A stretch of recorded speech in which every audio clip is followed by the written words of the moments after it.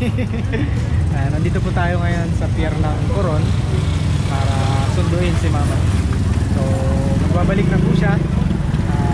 Yun, kamustahin po natin kung kamusta ang kanyang lagay sa Puerto Princesa. Kasama ko si Jinky at saka si Dudong. Tara.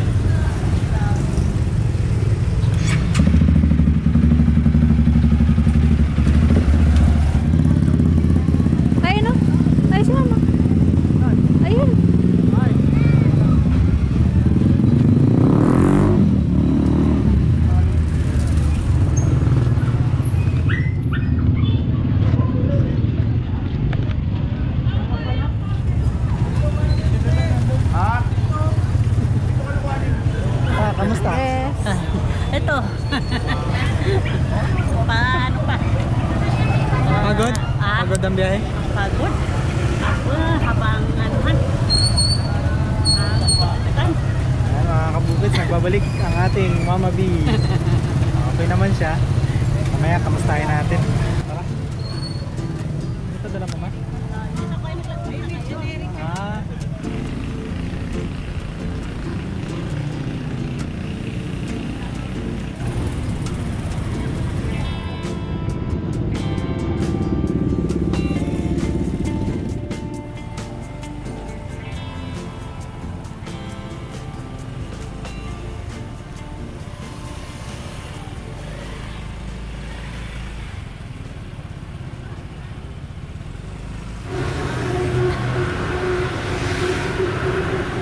Kahawig mo. Dito. Dito. Parehas pisngi yan.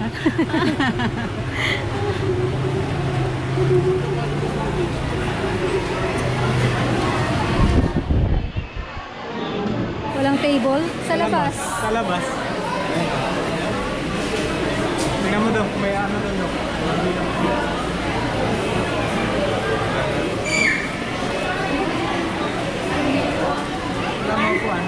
Ano, sa kabila na lang muna? Ha? Tara. Sa kabila na lang muna. Ano eh? Pag na kunti na nakakain, nakatayo. Puno. Sayang, first time sana. Tayo sana. Ito po kasi mga kabukid, itong Jollibee na to ay bagong bukas lang, so first time. Umalis si Mama B, wala pa yan, di pa nag-open. Pati kami, first time din. Kaya kakain sana kami kasi puno. So, matutuwa si Bilog kapag nakakain dyan. Oo. Pag nalibre siya dyan. Hindi napat. Ay, wala nga pala takyanan.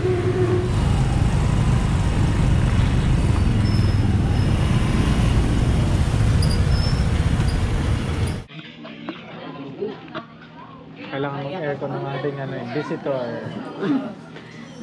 Ano ma, kamusta? Ito, hindi ko pagaling pa. Pag naubos ko yung inumin yung gamot na inano sa akin, malaman, papatikip ang ito ko.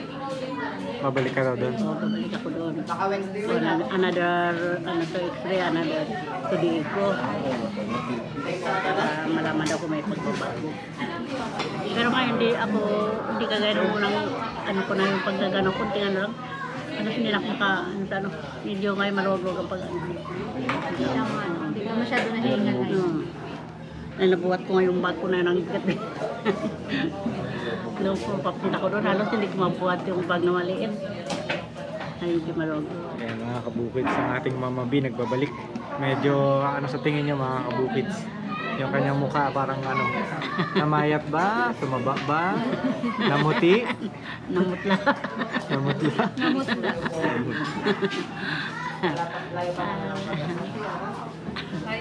So, ayan po yung update natin. Konting kwento na muna tayo habang hinihintay namin yung aming order.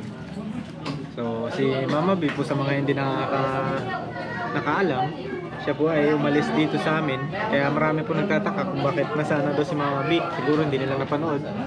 So, umalis po siya ng March naman? Oo. Noong March.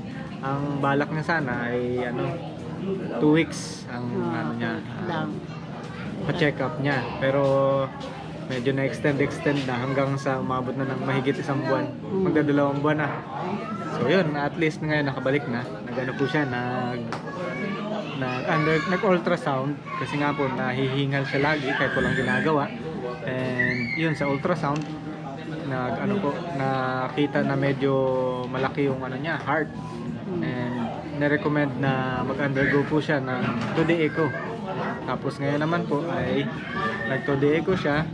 And then bumalik sa doktor at may mga reseta po sa kanyang gamot na kailangan niyang inumin ng ilang buwan? 3 buwan. Oh, yun, 3 buwan. So, 3 buwan po niyang iinumin. In short, ano po si Mama B? Under observation. So, babalik po siya ulit dun sa kapag lumipas na yung 3 buwan ng pag-inom niya ng gamot. And hopefully, mag-work yung gamot na ininom niya. So, yun lang po muna ang ating update at okay naman po si Mama. Okay naman, di ba? Alright, pwede nang kumain ng chicken.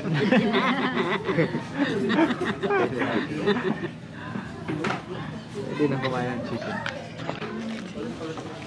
Ayan po si Dudong, kasama rin namin sa mga hindi po nakakakilala.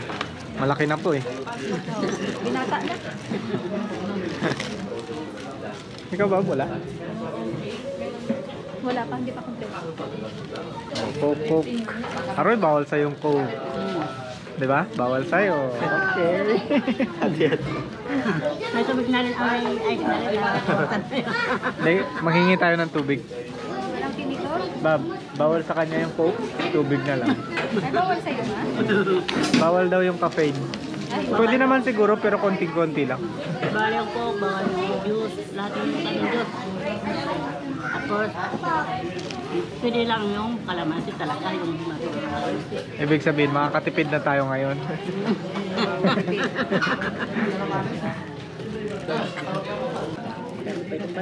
Yan, wala naman tira sa'yo.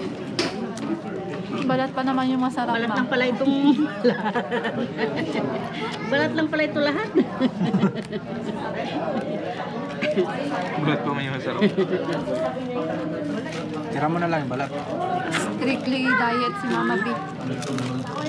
Saka ano, pag ano na yun, dati kung kumain ako madami na ano ko, ngayon pag kumain ako madami, parang ko na rin man na ano na hingala ka sobrang marami ng kain. So, naka-adapt na yung katawan mo. Yeah?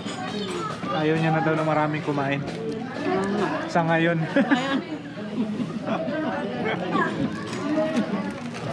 So, bawal din po sa kanya daw yung kape. Mga caffeine. Hindi ka na nagkakape, diba? Sa umaga. Sa umaga. Hindi na. Gatas na. Diba? Tulong gamot. Siguro bago pa lang ano sa Dapat ako. Naghanginig ako. Naghanginig ako tapos ano? Na ano ako na nalasakit yung ulo ko, yung mga katawan ko. Nung unang inom mo ng gamot. Nang ano ko. Nanibago yung katawan mo, nanibago siguro. Nanibago siguro.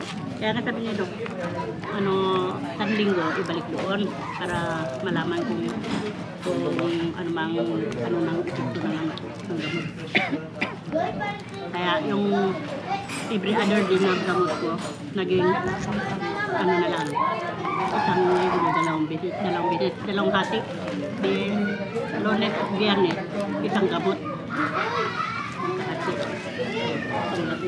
Lakas ng ano na yun. Mataas yung dosage siguro. Pero ngayon, hindi nakabantay na katawang ko. Nani?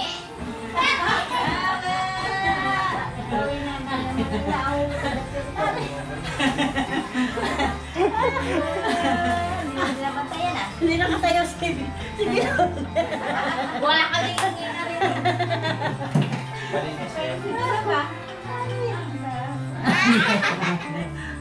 Ay, go!